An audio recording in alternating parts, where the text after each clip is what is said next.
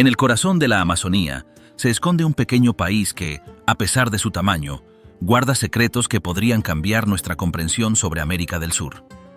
Surinam, una nación marcada por su diversidad étnica y su historia compleja, es un lugar donde la naturaleza y la cultura convergen de maneras sorprendentes.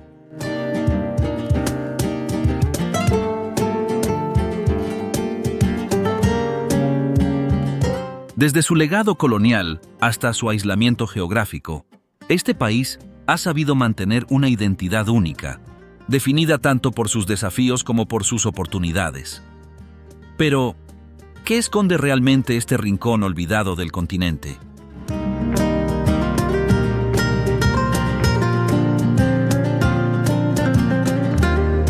Su biodiversidad, sus comunidades ocultas y el impacto de su riqueza natural revelan una historia compleja, un testimonio de resistencia, diversidad y contradicciones que siguen dando forma a su presente.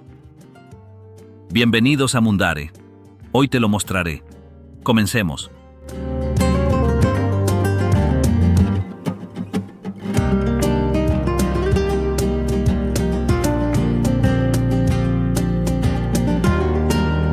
Un país singular en Sudamérica. Surinam es un estado independiente ubicado en la costa noreste de América del Sur. Limita al norte con el Océano Atlántico, al este con la Guayana Francesa, al sur con Brasil y al oeste con Guyana. Su territorio abarca aproximadamente 163.000 kilómetros cuadrados, lo que lo convierte en el país independiente más pequeño del continente. Su capital es la ciudad de Paramaribo. En ella reside más del 60% de la población nacional.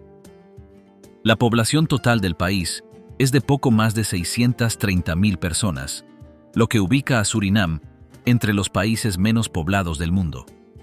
La densidad de población no alcanza las 4 personas por kilómetro cuadrado.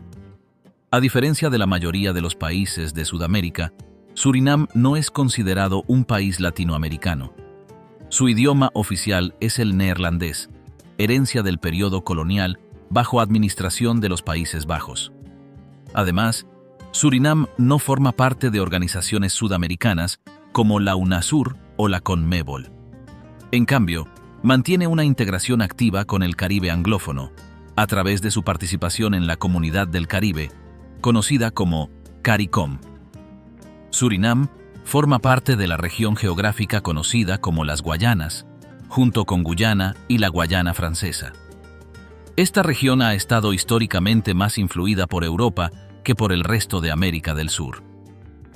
En el caso de Surinam, esa influencia sigue siendo visible en sus instituciones, en su idioma y en las relaciones bilaterales con su antigua metrópoli. A nivel global, Surinam ocupa una posición intermedia en cuanto a superficie territorial, pero su visibilidad internacional es limitada. Diversos estudios han señalado que una parte importante de la población mundial no ha oído hablar nunca de este país. Esta falta de reconocimiento no corresponde a su riqueza natural ni a su diversidad cultural, sino a su escasa presencia en los medios de comunicación y en los circuitos turísticos tradicionales. Surinam obtuvo su independencia en el año 1975, después de más de 3 siglos bajo control neerlandés. Desde entonces, ha establecido sus propias instituciones y mantiene representación diplomática en múltiples regiones del mundo. Sin embargo, su estructura económica, su sistema jurídico y su idioma siguen reflejando el legado colonial. La mayor parte de la población vive en zonas costeras. El interior del país, cubierto en más del 90% por selvas tropicales, permanece poco habitado y presenta grandes desafíos para el transporte y la comunicación. Esta distribución territorial ha condicionado el desarrollo urbano y la prestación de servicios públicos. En términos generales, Surinam es un país con un perfil geográfico y demográfico único dentro del continente sudamericano. Es el único país de América donde se habla neerlandés como lengua oficial. Su baja densidad poblacional, su historia colonial prolongada y su integración caribeña lo diferencian claramente de sus vecinos. Estas características lo convierten en una nación singular, con un modelo social, cultural y político distinto al resto de la región.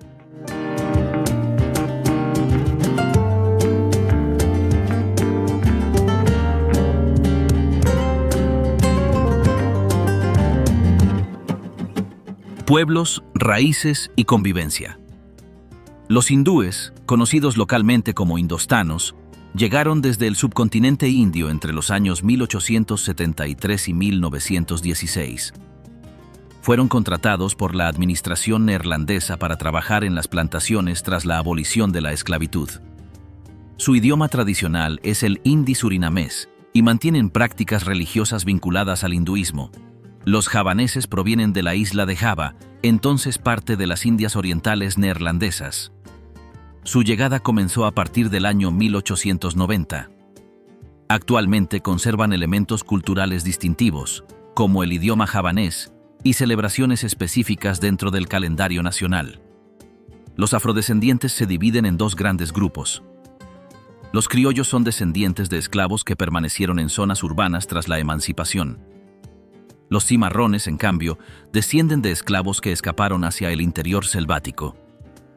Estos últimos formaron comunidades autónomas, mantuvieron estructuras sociales propias y desarrollaron variantes lingüísticas como el saramacca. Los pueblos indígenas habitan el territorio desde antes de la colonización europea. Se concentran principalmente en el sur y el este del país, en regiones de difícil acceso. Entre los grupos más conocidos están los arawak, los caribe, los trío y los acurio. Algunos han mantenido un contacto mínimo con el resto del país, mientras que otros preservan prácticas tradicionales sin interferencia externa. La comunidad china comenzó a establecerse en Surinam a partir del siglo XIX, especialmente en actividades comerciales. Aunque representa una proporción reducida de la población, su presencia es visible en el comercio urbano. En cuanto a la población europea, en su mayoría neerlandesa, su presencia es limitada y suele vincularse a la cooperación técnica o diplomática. Este mosaico étnico ha generado un entorno multilingüe. Aunque el idioma oficial es el neerlandés, en la vida cotidiana se utilizan numerosas lenguas, como el sranantongo, el hindi, el javanés, el saramacca, el arawak y el inglés. Muchas personas hablan al menos 2 o 3 de estos idiomas con fluidez. La convivencia entre los distintos grupos se basa en un principio de autonomía cultural. Cada comunidad conserva sus creencias, rituales, costumbres alimentarias y estructuras familiares. En las ciudades, los barrios suelen organizarse según afinidades étnicas, mientras que en zonas rurales, la homogeneidad dentro de cada asentamiento es más marcada. Esta diversidad no ha generado conflictos abiertos, pero sí ha dificultado la construcción de una identidad nacional común. En el ámbito escolar, las lenguas y narrativas propias de cada grupo suelen enseñarse de forma paralela. En las festividades nacionales, cada comunidad mantiene sus formas particulares de celebración. La identidad de Surinam no responde a un modelo uniforme. Su población actual es el resultado de siglos de desplazamientos forzados, contratos laborales y reconfiguraciones impuestas por potencias coloniales. Lo que se percibe como convivencia es, en realidad, una superposición de estructuras culturales diversas que siguen existiendo de manera paralela, sin una fusión completa.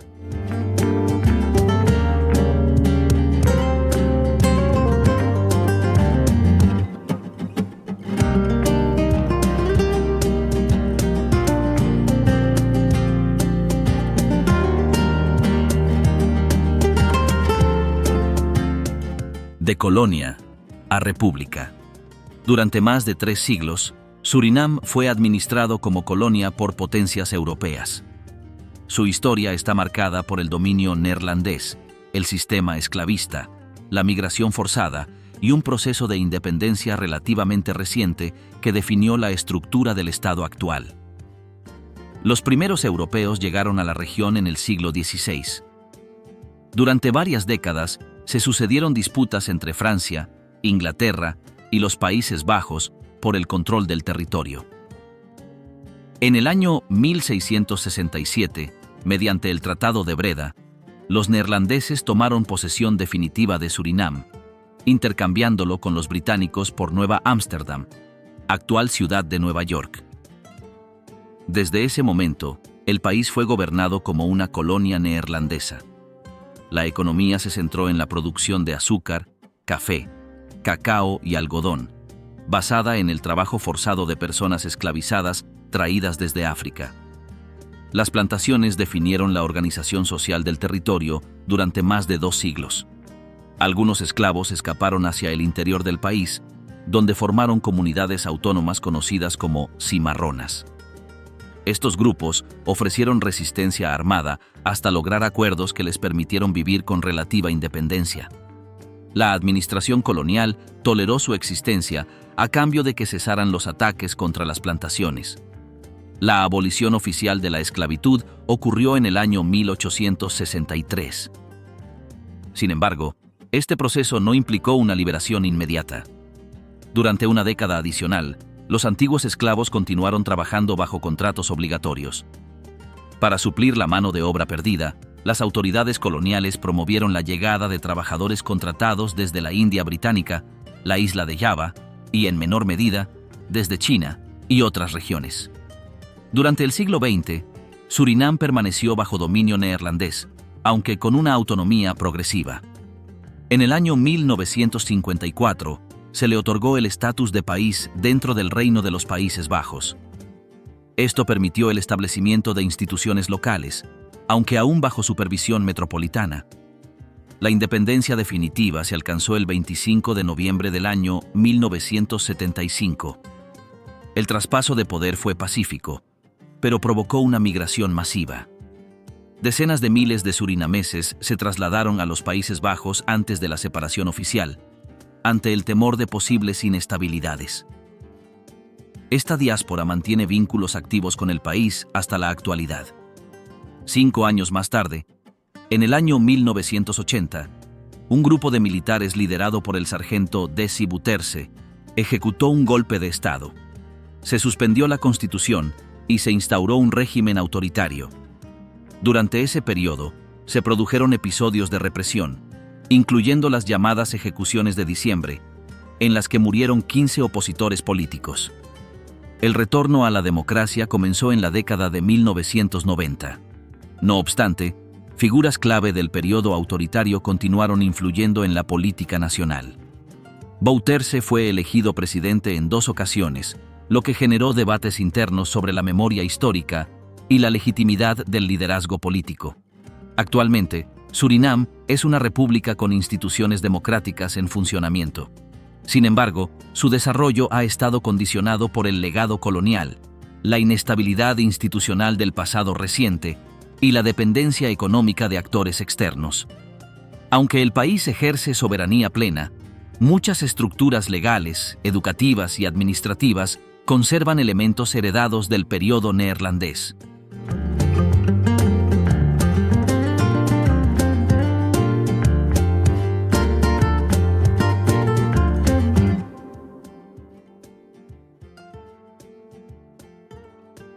Entre bicicletas y aislamiento, el sistema de transporte en Surinam está condicionado por la baja densidad poblacional, la escasa infraestructura vial y la concentración de servicios en la franja costera.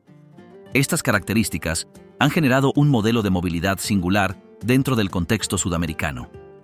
En las zonas urbanas, especialmente en Paramaribo, las bicicletas son un medio de transporte común.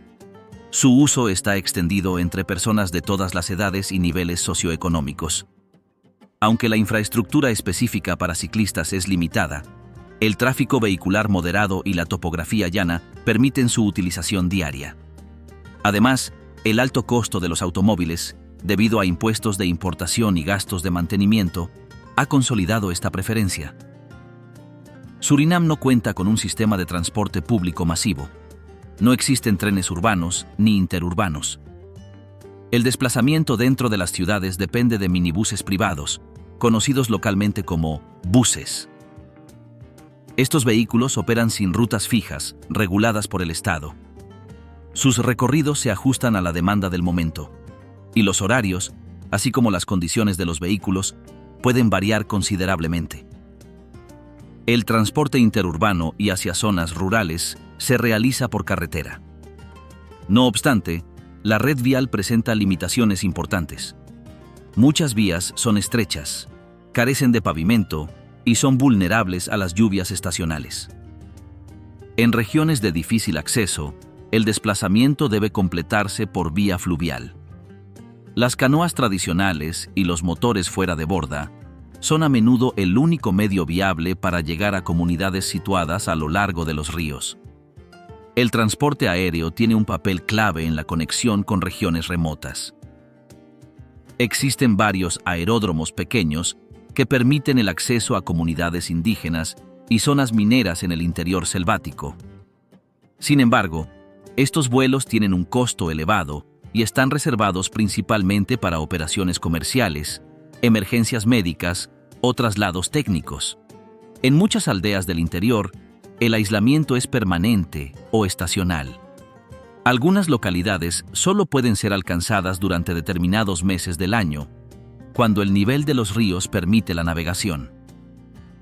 Las condiciones climáticas pueden interrumpir el acceso durante días o incluso semanas, dejando a estas comunidades incomunicadas. La falta de puentes sobre algunos ríos mayores, como el Marowijne o el Tapanahoni, impide la continuidad de las rutas por carretera en ciertas regiones. En puntos específicos, se utilizan balsas como solución vehicular temporal, pero su funcionamiento depende del clima y del caudal fluvial, lo que limita su confiabilidad. En Paramaribo y otras zonas urbanas, la movilidad cotidiana depende en gran medida del vehículo particular o de sistemas informales. En los últimos años, ha aumentado el uso de motocicletas como alternativa a los automóviles, especialmente entre los jóvenes. Sin embargo, no existe una infraestructura adecuada para su circulación ni normativas estrictas sobre su seguridad. El transporte público gestionado por el Estado tiene una presencia mínima. Algunas rutas de autobuses estatales operan en sectores seleccionados, pero su cobertura es limitada y los servicios son esporádicos. En su lugar, la población ha desarrollado soluciones prácticas basadas en redes comunitarias, transporte informal y desplazamientos a pie. Esta combinación de geografía extensa, baja densidad poblacional y limitaciones presupuestarias ha dado lugar a un sistema de transporte fragmentado y desigual. Las distancias, aunque no siempre largas, no garantizan facilidad de acceso. En muchos casos, trasladarse dentro del país requiere utilizar varios medios, adaptarse a condiciones cambiantes y asumir demoras considerables.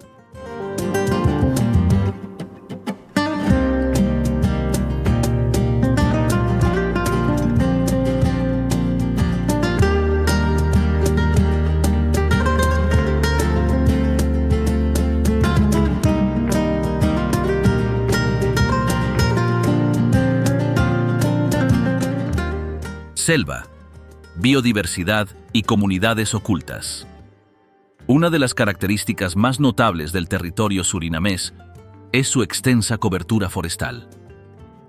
Más del 90% de la superficie nacional está cubierto por selvas tropicales, lo que convierte a Surinam en uno de los países con mayor proporción de superficie natural conservada en el mundo. Esta selva forma parte del ecosistema amazónico y presenta ríos caudalosos, montañas bajas y hábitats aún inalterados. La biodiversidad en estas regiones es excepcional. Se han identificado más de 5.000 especies de plantas, así como cientos de aves, reptiles, peces y mamíferos. Entre los animales emblemáticos destacan el jaguar, el tapir, la nutria gigante, el perezoso y varias especies de monos. Algunos de estos ejemplares son endémicos y solo pueden encontrarse en esta parte del continente. Las principales zonas protegidas del país incluyen la Reserva Natural Central de Surinam, el Parque Natural Brownsburg y la Reserva Raleigh-Wallen. Todas estas áreas están bajo resguardo legal, aunque enfrentan amenazas constantes, como la minería ilegal y la deforestación no autorizada. El acceso a estos espacios requiere permisos especiales para investigaciones científicas o actividades turísticas reguladas. En determinadas zonas existen aldeas que restringen o prohíben la entrada a personas ajenas, especialmente a visitantes extranjeros. Esta política responde a factores históricos, culturales y sanitarios. La memoria colectiva de la esclavitud, el riesgo de contagio de enfermedades externas y el interés por preservar formas de vida tradicionales justifican estas decisiones comunitarias. Hay comunidades que no figuran en registros oficiales ni en los mapas del país. Funcionan con sistemas propios de organización social, utilizan lenguas no habladas en otras regiones y viven sin contacto regular con instituciones del Estado. En muchos casos, sus integrantes nunca han visitado Paramaribo ni han accedido a servicios estatales. Las actividades de subsistencia predominantes en estas comunidades son la caza, la pesca y la recolección.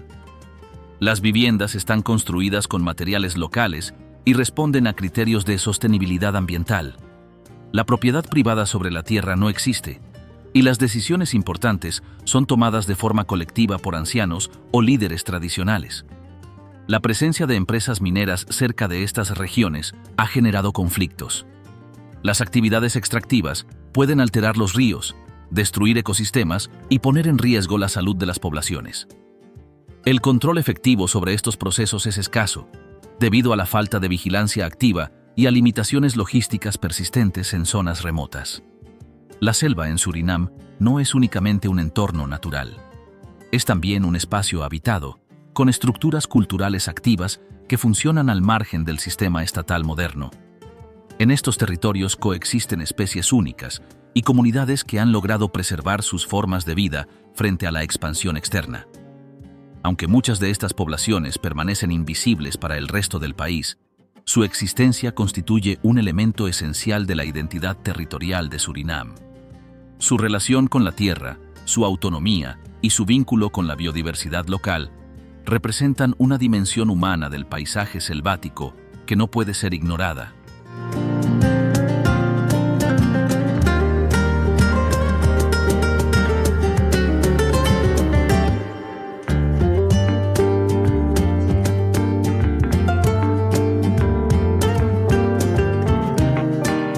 Costos de vida y economía cotidiana. El costo de vida en Surinam está determinado por diversos factores estructurales.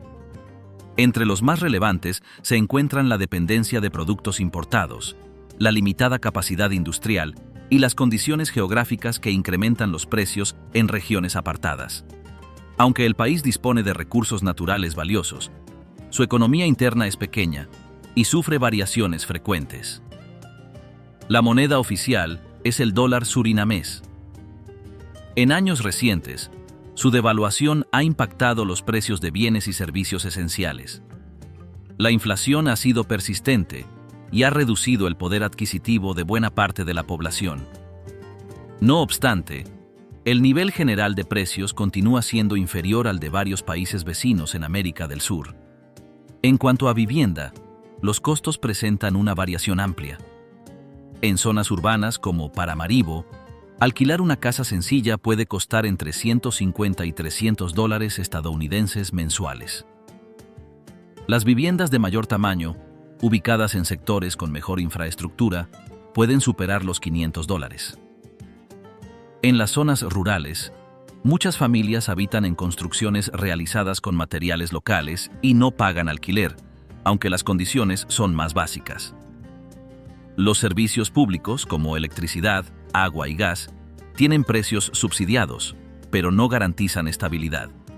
Las interrupciones son comunes en las zonas periféricas. En la capital, el suministro suele ser más constante, aunque las tarifas aumentan según el nivel de consumo. El acceso a Internet ha mejorado, pero su precio sigue siendo elevado en relación con los ingresos promedio. Un servicio básico de conexión puede costar entre $20 y $30 mensuales. La alimentación depende en gran medida de productos importados. El arroz, los vegetales, el pan y los huevos forman la base de la dieta diaria. El valor de un kilo de arroz o de azúcar puede duplicarse si hay fluctuaciones en el tipo de cambio. La carne de res y el pollo tienen precios más accesibles, mientras que los productos procesados y las marcas extranjeras son considerablemente más costosos. En los mercados locales se venden frutas tropicales, pescados de río, vegetales autóctonos y especias cultivadas en el país. Estos productos suelen ser más económicos y representan una fuente de abastecimiento clave para hogares de ingresos bajos y medios. En las comunidades rurales, muchas personas producen parte de sus alimentos, lo que disminuye la necesidad de compra y permite mayor autosuficiencia. El transporte representa un gasto variable, aunque relevante.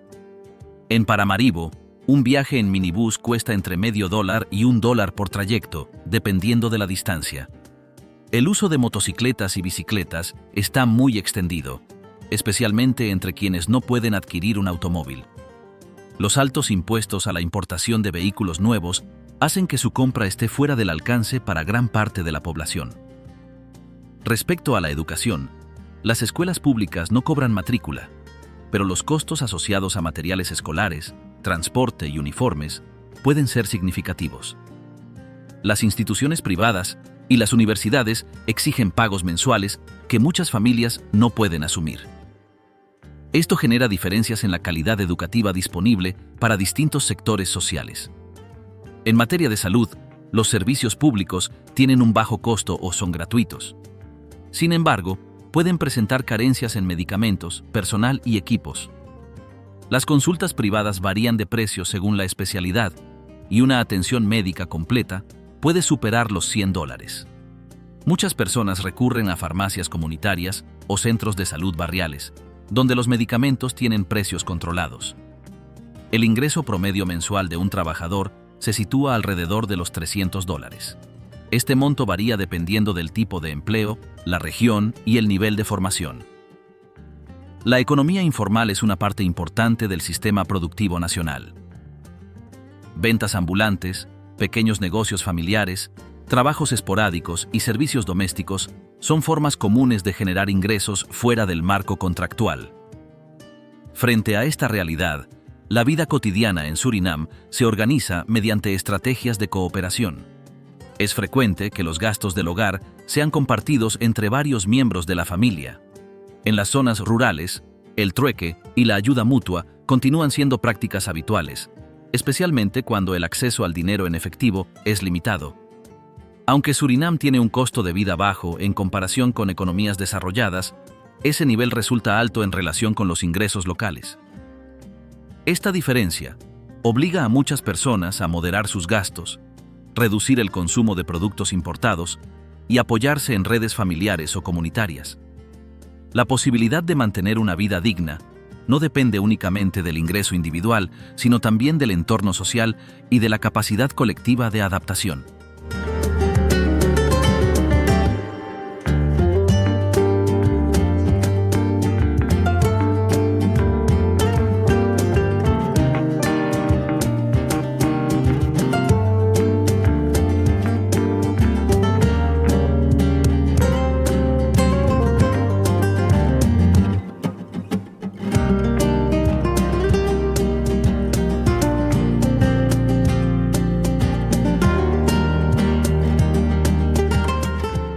Cocinas del mestizaje. La gastronomía en Surinam es el resultado directo de su diversidad étnica. Cada grupo que llegó al territorio trajo consigo ingredientes, técnicas y hábitos culinarios que, con el tiempo, se integraron en una práctica alimentaria común. Esta mezcla no ha producido una cocina uniforme, sino un mosaico gastronómico donde coexisten sabores africanos, asiáticos, europeos e indígenas. El arroz es uno de los alimentos más presentes en la dieta diaria. Se consume en múltiples formas y con distintos acompañamientos, como carne, pescado, legumbres, verduras cocidas o fritas. Su uso se adapta según la influencia cultural dominante en cada hogar. En muchos casos, el arroz es preparado con salsas especiadas o cocinado con leche de coco, según la receta tradicional. Uno de los platos más conocidos en el país es el roti, de origen hindú. Se trata de una tortilla plana, hecha con harina de trigo, que se sirve junto a curry de pollo, papas guisadas o lentejas. Es común encontrarlo en comedores escolares, mercados y puestos callejeros, especialmente en las zonas urbanas. Su preparación varía según la región, pero se mantiene como uno de los alimentos más populares. La cocina javanesa aporta recetas como el nasi goreng, un arroz frito con verduras, huevo y carne, y el bami, que se basa en fideos salteados. Ambos platos incluyen salsas picantes, encurtidos y combinaciones de especias características de Asia Oriental. El uso del maní como base de algunas salsas es otra influencia directa de la tradición javanesa. La herencia africana se refleja en preparaciones como el eri-heri. Este plato combina tubérculos cocidos, como yuca, batata, ñame y banana verde, con pescado seco o huevos duros. Su origen está ligado a la época de la esclavitud y conserva un fuerte valor simbólico en comunidades afrodescendientes. La preparación es sencilla, pero nutritiva y de alto contenido energético. Las comunidades indígenas utilizan productos silvestres de la selva. Su alimentación incluye peces de río, carnes de caza menor, frutas del bosque, raíces comestibles y plantas locales.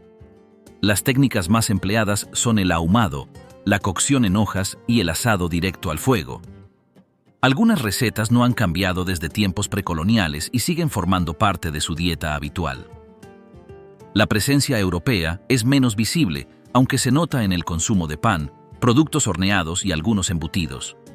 Postres como el pan de pasas, los bizcochos de crema y las galletas con especias son adaptaciones de recetas neerlandesas que han sido modificadas con ingredientes locales o tropicales. La influencia china se percibe en el uso de salsa de soya, la cocción rápida en sartén y la incorporación de sopas con fideos, carnes y vegetales. En las ciudades, existen pequeños restaurantes de cocina china popular, donde se sirven porciones abundantes a precios accesibles. Estos locales son frecuentados tanto por trabajadores como por estudiantes y turistas.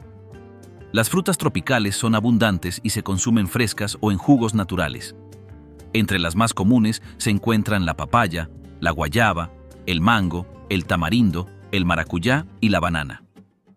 También se preparan dulces, compotas y mermeladas con estos ingredientes. La disponibilidad de frutas varía poco a lo largo del año, lo que asegura un abastecimiento constante en mercados locales. El uso del chile es generalizado. Las salsas picantes se elaboran artesanalmente y forman parte de la mayoría de las comidas. Las recetas incluyen ají, cebolla, vinagre y, en algunos casos, frutas. La intensidad del picante depende de las costumbres familiares y de la región. Las bebidas tradicionales incluyen infusiones de hierbas, jugos de frutas naturales y cervezas locales. La marca nacional más popular es Parvo Bière, producida en el país y distribuida ampliamente. En celebraciones familiares o comunitarias, también se preparan bebidas fermentadas de bajo contenido alcohólico, elaboradas a partir de maíz, arroz o frutas. Los hábitos alimentarios varían entre la ciudad y el campo. En Paramaribo y otras áreas urbanas, existe una amplia oferta de restaurantes, supermercados y locales de comida rápida. En las zonas rurales, la dieta depende del entorno natural, de la casa y de cultivos familiares. Las recetas se transmiten oralmente y cada grupo mantiene su repertorio particular. La cocina en Surinam no sigue un patrón único. Cada familia combina elementos de distintas tradiciones según su historia y sus recursos. No existe un recetario oficial que defina la gastronomía del país. En cambio, lo que prevalece es una práctica viva y cambiante, reflejo directo de la mezcla de pueblos y de la convivencia cultural que caracteriza a la sociedad surinamesa.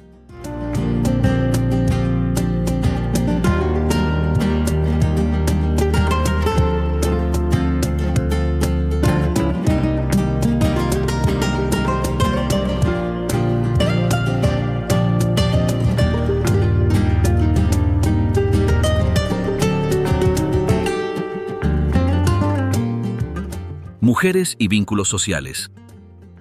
En la estructura social de Surinam, la mujer cumple funciones fundamentales que atraviesan todas las dimensiones de la vida cotidiana.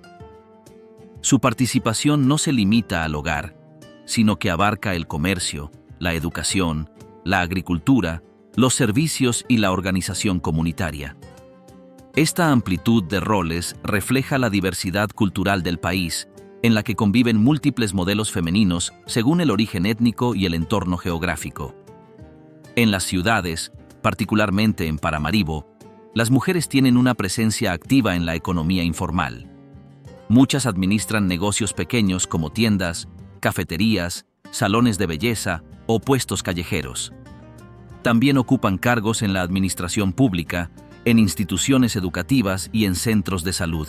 Su autonomía económica es notoria en sectores de clase media y trabajadora, donde combinan ingresos propios con tareas domésticas prolongadas. En el interior del país, el trabajo femenino está vinculado principalmente a la producción alimentaria, el cuidado de la familia extendida y la preservación de las prácticas culturales. Las mujeres indígenas y cimarronas desempeñan un papel central en la transmisión oral del conocimiento, la organización de eventos comunitarios y la gestión de los recursos compartidos. Su autoridad no siempre es visible desde fuera, pero es reconocida dentro de cada grupo. La imagen física y la vestimenta de las mujeres varía de forma significativa entre comunidades. Algunas visten prendas tradicionales, como el koto, en el caso de las criollas afrodescendientes, o el sari entre las mujeres hindúes. Otras eligen ropa moderna sin referencias culturales específicas. Esta variedad no genera conflictos normativos, ya que la elección del atuendo es entendida como una expresión de identidad dentro de un contexto plural. El dominio de varios idiomas es común entre las mujeres que interactúan con distintas comunidades. El neerlandés es utilizado en la educación formal, mientras que el sranantongo, el hindi, el javanés, el saramaka y otros idiomas son empleados en el ámbito familiar o en actividades locales. Esta competencia lingüística favorece la comunicación entre grupos y permite a muchas mujeres desempeñar funciones de intermediación cultural. Dentro del núcleo familiar, la mujer asume responsabilidades clave, administra el presupuesto del hogar, organiza la alimentación, cuida a los hijos y a personas mayores. Es frecuente que una misma mujer combine el trabajo externo con tareas domésticas intensivas. Sin embargo, su representación en espacios de liderazgo político o empresarial sigue siendo limitada, especialmente en los niveles más altos. En términos educativos, las mujeres surinamesas han alcanzado niveles similares o incluso superiores a los hombres. La matrícula femenina en la educación secundaria y universitaria ha aumentado en las últimas décadas. No obstante, estas cifras no siempre se traducen en un acceso igualitario al empleo formal, debido a barreras estructurales como la segmentación del mercado laboral y la carga doméstica no remunerada. En ciertos entornos urbanos y turísticos, se han desarrollado vínculos afectivos o económicos entre mujeres locales y hombres extranjeros. Estos vínculos adoptan diversas formas, que van desde relaciones personales hasta acuerdos informales de convivencia y apoyo material. Aunque no están regulados oficialmente, son frecuentes y socialmente conocidos. Las motivaciones pueden incluir afecto, estabilidad económica o posibilidad de movilidad. En las zonas rurales, la estructura familiar suele ser matrifocal. La figura de la madre es central en la crianza, la toma de decisiones y la transmisión cultural. Las relaciones de pareja pueden ser inestables o intermitentes, pero la red femenina de parentesco asegura la continuidad del grupo doméstico. Este modelo no está formalizado por el Estado, pero constituye un patrón reconocible en muchas comunidades. El trabajo sexual existe en zonas fronterizas y urbanas, aunque no está legalmente reconocido. Algunas mujeres lo ejercen como una estrategia de supervivencia, otras lo hacen por elección personal. La atención pública sobre este tema es limitada y las acciones de prevención sanitaria o apoyo social son llevadas a cabo por organizaciones no gubernamentales, con distintos niveles de alcance. La mujer surinamesa participa en todas las actividades centrales del país. Está presente en el comercio, la producción, la salud, la educación y la vida comunitaria. Su papel no se limita a una sola función, sino que se adapta a las condiciones de cada entorno. Esta multiplicidad de tareas la convierte en un pilar fundamental de la vida económica, social y cultural del país, más allá de las diferencias entre regiones y grupos.